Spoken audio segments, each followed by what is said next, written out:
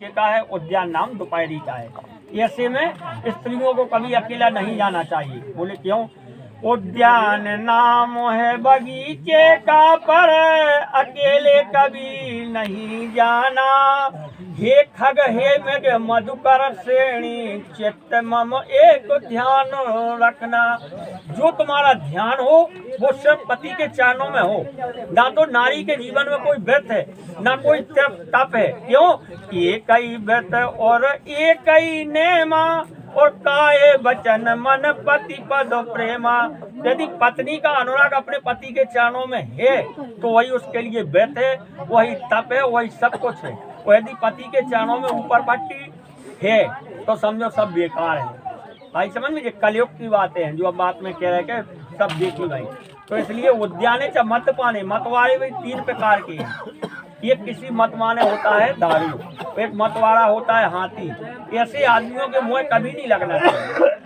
पार्वती जी ने कहा, नाथ हम आपकी ये बात स्वीकार नहीं करेंगे। बोले क्यों? कुंवार के महीने में हमारी माताएं बहनें कुंवार के महीने में महालक्ष्मी का व्रत कहती हैं, और पूजा करने के लिए हाथी के सन्मुख जाना पड़ता है।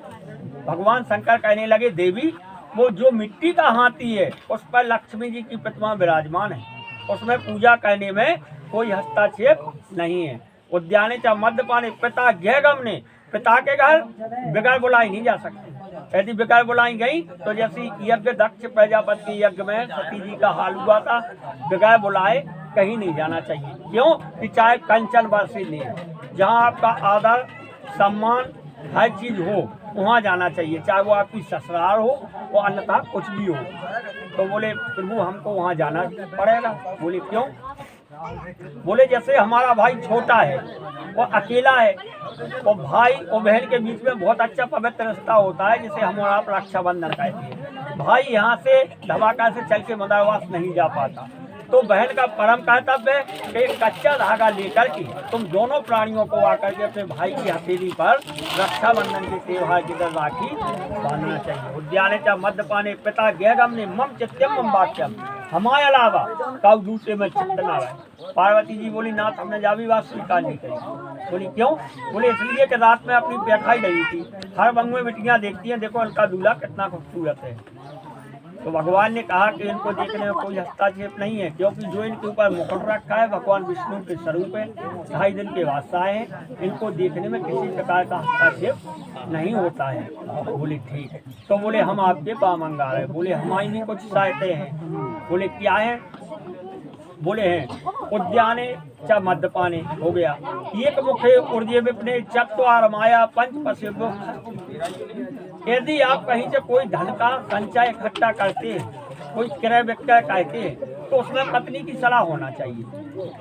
ये नहीं कि आप जैसे कहीं से पैसा लाए, घर की अर्धांगिनी यानी लक्ष्मी का स्वरूप होती है पत्नी, तो इनको आप बताना चाहिए कि हमें पैसा कहाँ से लाए हैं, हमारे पति ने भी कमाई है या क्या है। अपने मंदिर से वाला कहीं तीर्थ यात्रा के लिए जाते हो तो पति पत्नी दोनों को एक साथ मिलकर के तीर्थ यात्रा करना चाहिए, जब भी उसका पुण्य फल प्राप्त होता है। किसी अपन तालाब जलाशय इत्यादि का निर्माण करवाते हैं, तालाब खुदवाते हैं, कुआं बावड़ी इत्यादि जो भी बनता है, तो उसमें दोनों की सहमति होना चाहिए। ऐसा नहीं है कि आप अकेले काम करते रहें। यदि आप मिट्टी को खोद रहे हैं तो इनका परम कर्तव्य है कि टोकरी से पर रख करके बाहर मिट्टी को फेंकें। दोनों सुचारू रूप से इस तरीके से चलते हैं। क्यों? कि पति पत्नी दोनों सुचारू रूप से गाड़ी के पहिए हैं। ठीक है, जीवन देह नदी बिन बारी और जैसा ही नाथ पुरुष बिन नारी। यदि किसी नारी के जीवन में पति नहीं है तो मेरे भाई उसका जीवन अंधकारमय है। तो यदि किसी पति के जीवन में नारी नहीं है तो उसका भी जीवन अंधकारमय है। क्यों? कि दोनों सुचारू रूप से गाड़ी के पहिए हैं। यदि एक पहिया खराब हो जाएगा तो एक पहिए पर गाड़ी नहीं चल सकती, बिल्कुल नहीं चलती है। इसलिए तुम लोगों को ये 7-5 वचन स्वीकार करना है। बोले इनके साक्षी को है। बोले मामा का बना लो। बोले मामा ना बने। बोले और? बोले 12 महीनन में बना लो। बोले 12 महीना ना बने। बोले 6 ऋतु बना लो। बोले बेना बने। फिर बोले को बने। बोले शादी हो रही है माघ के महीना में और लड़ाई हो गई जेठ के महीना में, तो माँ को महीना जेठ में कबहू ना पहुँचे। आगे समझ में? फूफा का साक्षी बनाओ। उनने कहीं फूफे बुला लो। फूफा ने कह दिया क्या, अब हम आ नहीं पा रहे, हम बहुत व्यस्त हैं। तो इसलिए उत्तानपाद के जो लड़का है ध्रुव महाराज, उनकी अटल पदवी है, दिन के भी मालिक है और रात के भी मालिक है। तो आपकी परिक्रमा के साक्षी जो आपने 84 आहुति की है, इनके साक्षी है हमारे उत्तानपाद की लड़का ध्रुव महाराज। ठीक है, तो उनको ध्रुव जी को एक साक्षी मान करके, मतलब साक्षी के रूप में गवाह के रूप में मान करके तुम दोनों को ये देते हैं। ध्रुव दर्शन करवा दो, ध्रुव दर्शन की दक्षिणा दो।